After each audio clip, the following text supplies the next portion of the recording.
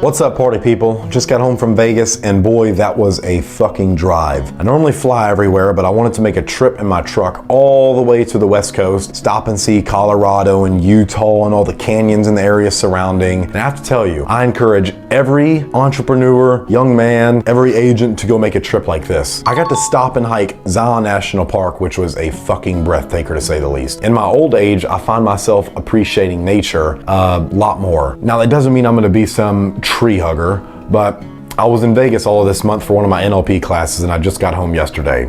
I ended up driving 17 hours in a single day, which was very interesting to say the least. I don't listen to music or anything like that, a lot of podcasts, but there were hours where I would just sit there and think about thoughts. You know how weird that is? To think about thoughts. That's me. So I went there to finish up the rest of my NLP classes in hypnosis, and it's basically just communication training, but finally got this bad boy, which I'm very proud of, and a fuck ton more certificates. But now I can train people, basically certify them to be hypnotherapists, NLP practitioners, any of that stuff. I want to mention something to you is I will definitely start gearing more of my training and the YouTube channel videos that I make towards communication and language, as I think it's how we share our stories, the intimate conversations and the new perspectives, the lens that we view our model of the world from, that usually make the biggest changes in our life. Let me break something down because a lot of people have misconceptions about NLP, hypnosis, all this stuff. They think it's woo-woo stuff or magic or voodoo, or my favorite one, it isn't real. NLP is just neuro-linguistic programming. It is simply using the power of language to get a desired result. When Grindler and Bandler made this, it was all based on modeling. So they studied excellence from other modalities and practices and recreated that, the skills and mindsets in other people. So when you say that NLP isn't real, you're literally saying something from behavioral psychology is fucking fake as well. It makes absolutely no sense. It's just modeling. It's recreating excellence. That's all NLP is. Modeling what works from the best. Now, Tony Robbins uses NLP. He's how I heard about it. He's how I got introduced to it. So go ask him if it's fucking fake. When he saved someone from leaving this world on their own accord, if you know what I mean. My favorite thing about these classes is that the perspective I get. Because once you learn the secrets of the human mind and how language changes the world, you can't see the world in the same way. You see all the dirty tricks people like politicians are using on the world stage setting as NLP manipulation. Abso-fucking-lutely. But that isn't what matters. It's the intention of the person using it that matters.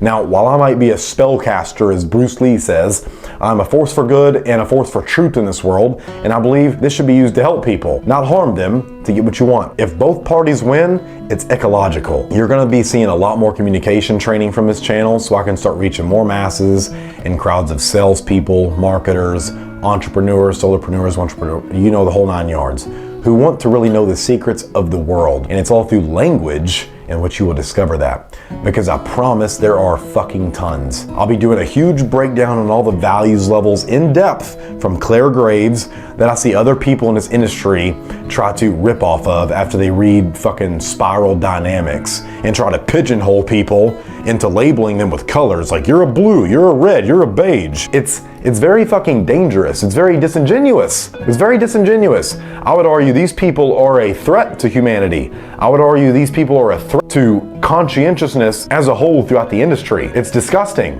especially when you see how they treat women at events, especially when some of those women are in my coaching programs and they tell me it's absolutely disgusting. The lascivious consciousnesses of very ugly people is very disheartening to know that people like this actually exist. While I may piss people off, I'm very full of heart and love. I love this world, I love God, I love myself, I love the universe and everything that it's created for me. And I love people. I love you. When you have talks with me in person, you'll understand I'm not just saying that for views or anything like that.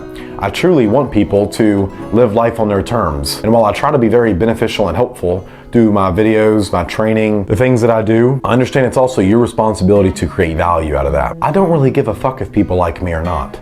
I will continue to live my life well, live it in a way that honors God, because I trust the path that God and the universe has laid out for Mason VanMeter, whoever that fine young gentleman is. Get ready for some of those videos teaching you how to read eye patterns, predicates, elicit strategies, set anchors, amongst a lot of really cool techniques. And I just wanted to do this quick update video for you. If you have any communication techniques, anything you see from Tony Robbins that you'd really like to learn, Let me know down in the comments. Just type it out, post it, takes 5 seconds. And as always, like the damn video and send this to a friend you want to help out. Happy hustling, my friend. I'll see you in the next video. And don't go pigeonholing people and labeling them. It's very dangerous.